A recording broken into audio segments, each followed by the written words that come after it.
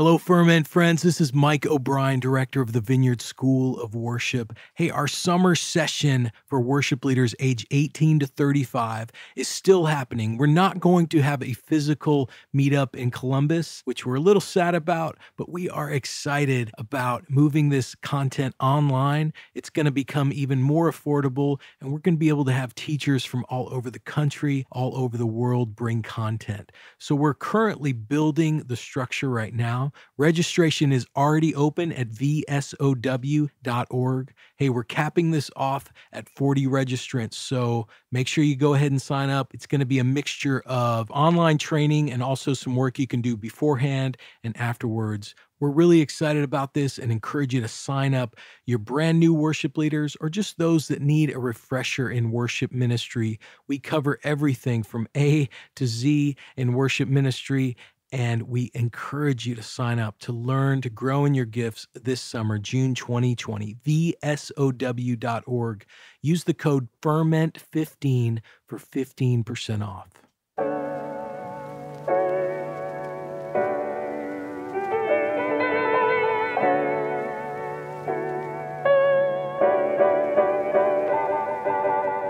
You might have your set planned out. This is Amazing Grace or Raise a Hallelujah is going to start your set. If that tragedy happens, God forbid, on Thursday or Friday, you need to be ready to say, hey, good morning, welcome to church. Hey, we are here to celebrate the risen God, Jesus Christ. But we recognize that just Thursday, this thing happened. Hey, we're going to sit with that this morning as we enter into worship, knowing that God enters in to our pain and suffering. He is not mute to it. He is not blind to it. It makes him angry. Yes. We're going to grieve with those who are grieving today. Will you just join us in this simple chorus?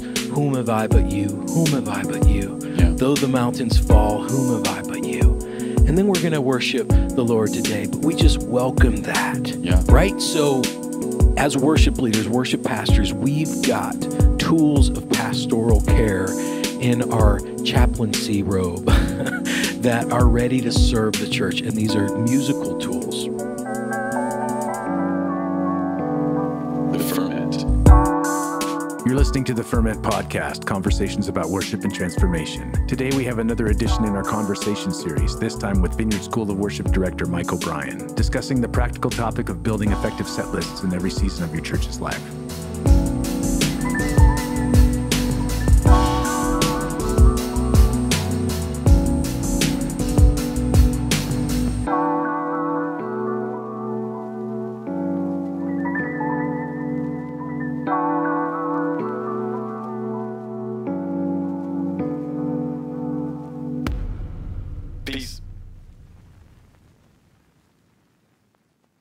This episode is brought to you by our friends at worshipteam.com. Worshipteam.com comes preloaded with over 12,000 songs, with new songs being added all the time. Hillsong, Bethel, Vineyard, Six Steps, Jesus Culture, just to name a few. Service building with Worship Team is a snap, and all the songs are completely legal and licensed. You can also find them on social media, Facebook at worshipteam.com, Twitter at worshipteam, Instagram at worshipteam_WT. Visit them at worshipteam.com for a free trial today. Complete worship planning with thousands of songs, easy interface, mobile apps, and legal rights for your church. All you need in one place, worshipteam.com. All right, everybody, I'm back with Mike O'Brien. I'd love to just talk to you for a moment about set list construction, because I notice on our social media and I notice in conversations with worship leaders all the time, everywhere, this theme comes up consistently. Yeah. So people are wanting to know, what is a good set list? Or how should I think about set lists? And I'm not trying to pin you down to one thing. So maybe we could even offer some people a couple of ways to think about it. I'd just love for you to riff for a minute, and then maybe we can redirect and talk about some other considerations. Is that cool? Yeah, that's great. Yeah. Yeah, I think everybody has different strengths in this. No one person's going to have the right answer for your context. So Yeah, your good zip code is really important. What your pastor, what he or she is passionate about, what the vision statement of the church is. Are you a more seeker-oriented with your gathering? Not even what the whole church is, but what's the point of the gathering? What's the point of the men's small group, of the Alpha that you're going to lead worship for Celebrate Recovery? These are all different contexts. Funerals. So you really have to think about your zip code and the context of where you're going, and ultimately what the vision of the organization, the church that you're leading for. So there's just going to be different wisdom out there. I just encourage you to keep finding tools. Don't settle in to anything. Certainly not copying any of your contemporaries. Note for note, you want to find your own way in this. I'll give you a quick rundown of kind of like the bonus round or the speed round of what I think of through perfect set list. I use the word perfect as a joke because there is no perfect set list. There's no perfect worship. Jesus makes our worship perfect. So whatever you bring that's imperfect in your set list, Jesus can purify it and make it good unto the Father. We're just going to do the best we can with what we have. Yeah. Something I stole from Marty Reardon from Trinity Anglican is to always attempt to bring something old, something ancient, something maybe older than you. So I was born in 1975. So is there anything older than 1975 that I can use? Just because something is new doesn't mean it's better. Or even in our Vineyard context, songs that are in the back catalog that everyone else has forgotten. Yeah, there's just great stuff that's been written that we can either put a fresh spin on or just sing an old hymn and just sing through it. With Christmas, every Advent, I just try to encourage worship leaders just to sing the old stuff. Might not float your boat perfectly, but just go for it. Walk through it. Something old. Another idea is something new. Every week, I try to do something that's new, whether that's an actual new song or just a new spin on a song. So if we always do Revelation song with a female lead, we're going to do it with a male lead this week. It's just something that's going to shock the consciousness of that gathered church, something that excites you, something that, we're going to put accordion on that. Or new instrument. That's a really great thing. Yeah, we're going to do just the bridge of All Hail King Jesus or whatever. We're going to start it slow, and that's all we're going to do. Then we're going to kick into the fast song. Just something new, something fresh, something to awaken people and say, yes, this is an extraordinary event every single week, 52 weeks a year. The third thing is really, really important. If you only do one thing and you leave this podcast, this is crucial. Something continuous. What did you sing last week? So you're saying pick up something from the set last week. Please. People don't listen to K-Love or consume worship music as much as we think they do. Also, people don't go to church. People don't go to church. People go to church, twice a month? Twice a month, and they're just not the consumer that you and I are with worship songs. They don't have the strongest opinion that we do, or your bass player has, that's constantly giving you songs and telling you what they want to play. So something continuous, something from last week. Heck, I've had weeks where I've sang every single song from last week. We've just done it again. Nobody complained.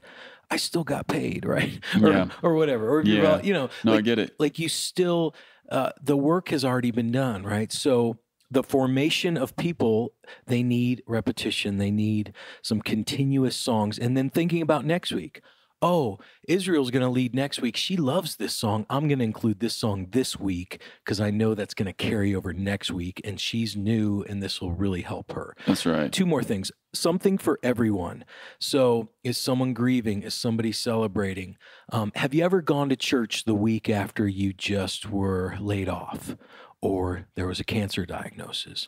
Or have you ever walked into something like that and it's just a blur? You see everybody else getting coffee and celebrating and shaking hands, and you're like, what am I doing here? What is this place? Who are these people?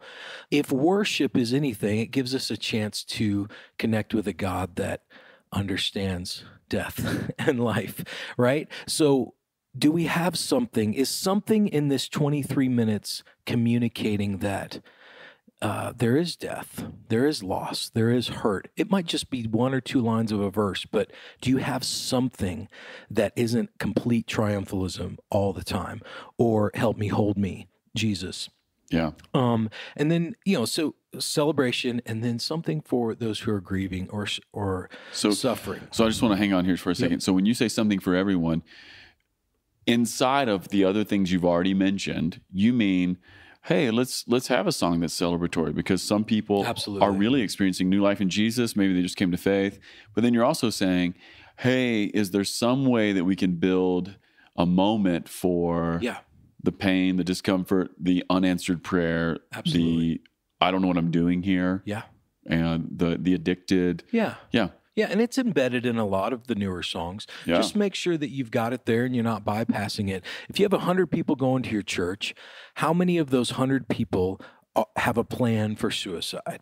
Statistically, I think one or two, right? I think how many are on depression or anxiety medications? More than a few. 15, 20%. So my goodness, like the math is there. Let's not avoid the math and just have a worship celebration, but let's invite everybody into the worship journey. And it might be a prayer. Hey, good morning, welcome. Yes. Hey, we recognize we are all coming together. If you're struggling today, just know that we are singing for you and with you in this. If you're enjoy today with the Lord, we celebrate with you. So it could just be something like that. And then finally, something for today.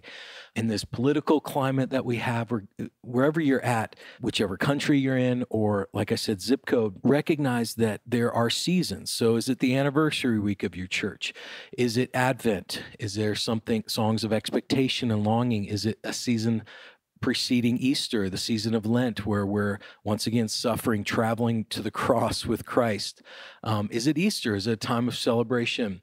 Is it a season of rest? Maybe July is your season of rest, songs of rest. So something for today, something that reflects that. If there's let's say the week before the next election day, that might affect your set list. Is there a unity song that says, hey, we are Republicans and Democrats and liberals and conservatives, but we serve one God. Yeah, something that transcends division, something that transcends that moment. So a Make Us One song around those political times. That's very insightful. And then, the day, I mean, my goodness, we got to stay on this, but in the news, if something happens during the week, and the closer it is to your community, the more important this is that we have songs that reflect, if there's tragedy, or we need to sing, God, you won't be moved, or if there's a weather event or something, just be ready for that.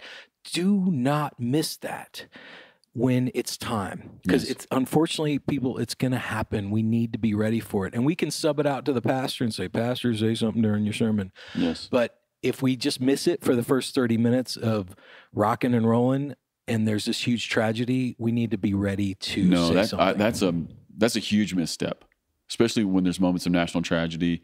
Or even this year, I mean, how many shootings have we had? Yeah. And I'm just feeling that more and more, you know, because that's touching people. People are seeing that on their Twitter feeds. They're seeing that on the news. They're experiencing that. And God forbid that it actually be in one of our communities, but it's entirely possible, right? Yeah. So something for today. Yeah. So listen, you can add a half song. You might have your set planned out. This is Amazing Grace, or Raise a Hallelujah is going to start your set. If that tragedy happens, God forbid, on Thursday or Friday, you need to be ready to say, hey, good morning, welcome to church. Hey, we are here to celebrate the risen God, Jesus Christ. But we recognize that just Thursday, this thing happened, blah, blah, blah, 37 people, blah, blah, blah. Yes. Hey, we're going to sit with that this morning.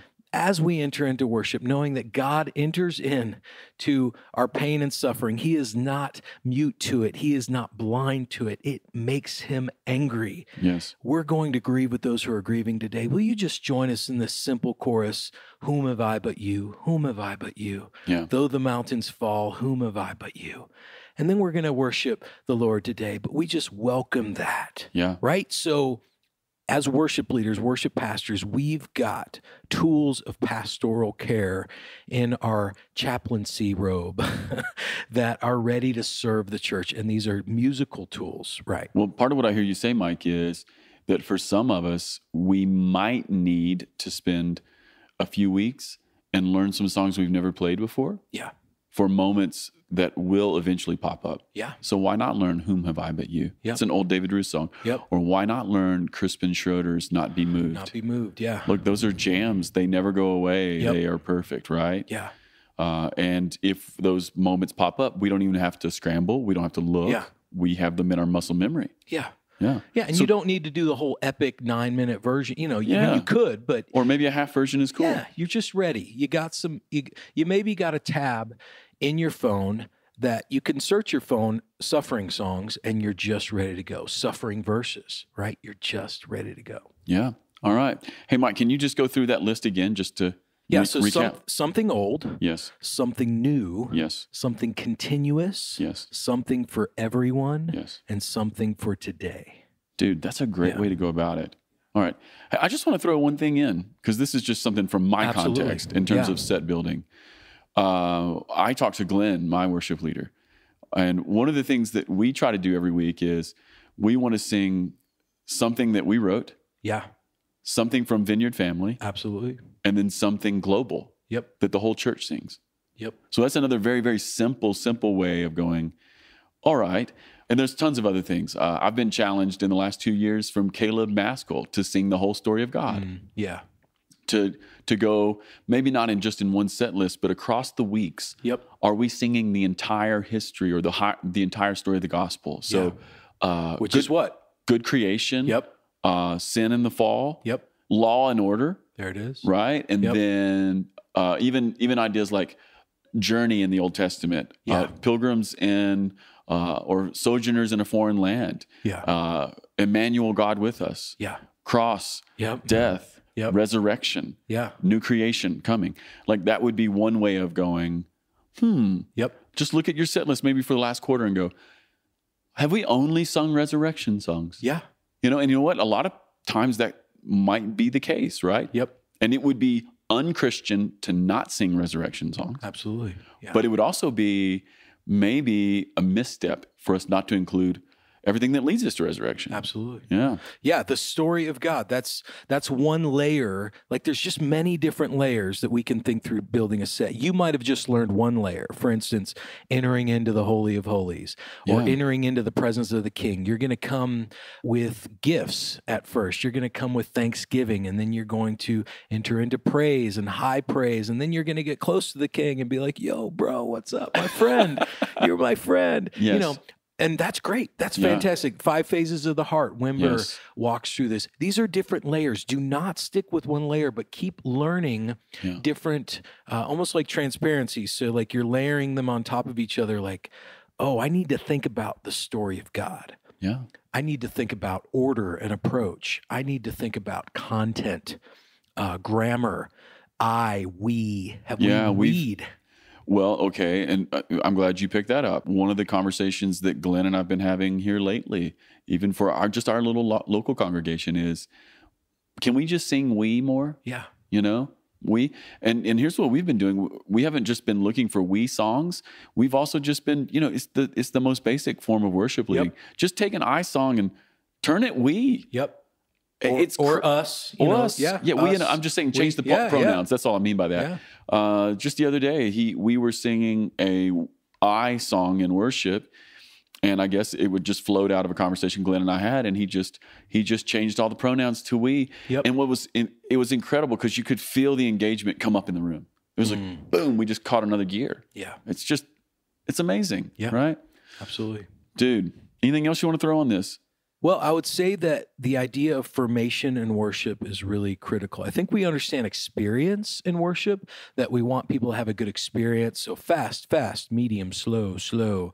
We get that. I think formation's crucial, that we recognize that our kids are singing these songs. My kid's 8, and I'm recognizing him singing songs, and those words are going into him forever. Forever, right? Like even no matter what he does in the rest of his life, those words and melodies are with him. Yeah, they're with him. And this quote from E.Y. Harburg, and I got this from Dan Wilt: words make you think a thought, music makes you feel a feeling, a song makes you feel a thought. That's right. It's the left and right brain coming together.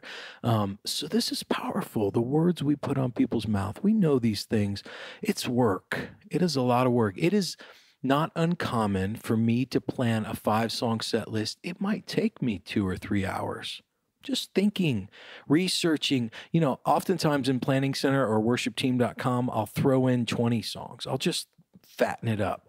And then I just start praying, and I start removing them one at a time. And I start massaging the keys and go, oh, male, female, female, male. And it's just this dance. And it takes a few hours. Sometimes I get it in minutes, right? It happens in minutes, but it's okay. I might open up a systematic theology and look at that index, right? Creation, doctrine of creation, doctrine of the church. Oh, we haven't sung about the church. Oh, and the preacher just told me he's preaching on, okay. Yeah. Well, here we go. Yeah. So the whole story of God. And the opposite of that would be, hey, the preacher's doing a series on love. Let's do 5 songs on love. Yeah. Well, if that's what the context requires, but I would encourage you to sing the whole story of God and the sermon be about love. Yeah, for real. Well, what I love about this is there's not one approach, but what I hear you saying is we need an approach. Yeah. It's not one approach, but we do need an approach. Absolutely. Well, I think that's killer, Mike. So good. So good. Man, that's awesome. That's some tracks for people to run on as they begin to think through their Sunday morning set lists. So there you go, guys. Begin to think of it and come up with your own matrix. Make it local. Make it specific. Peace.